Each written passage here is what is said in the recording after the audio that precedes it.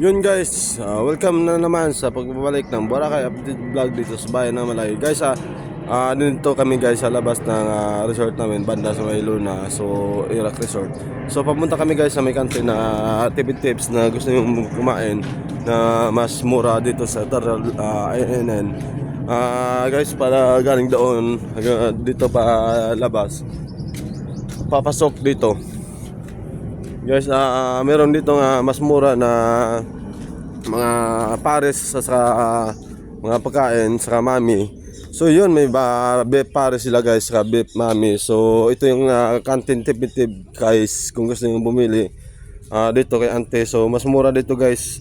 Sa may talong sila, itlog, nagunisan na natira sa pansit, saka adobo na lang natira guys, yung saka pakbit, saka tawag ito tawag sa amin margoso or tortang ano yun, hindi ko alam. So nakalimutan ko sa Tagalog yung tawag. Ang tawag tayo ng tortang margoso sa aton, ang tawag doon sa Tagalog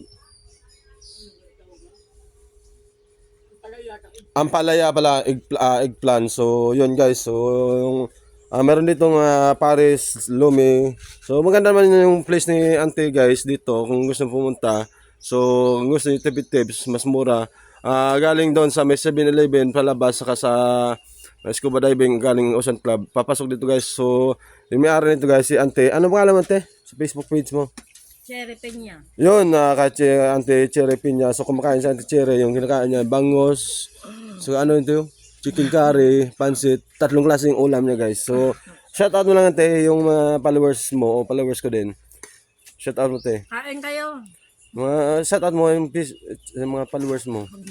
Ayun, so Ante, shout out kayo sa vlog ko. Hi lang, mag-hi na lang kayo. Yun, so hanggang dito na ako guys sa TV Tips sa Boracay ng mga pagkain. Babu.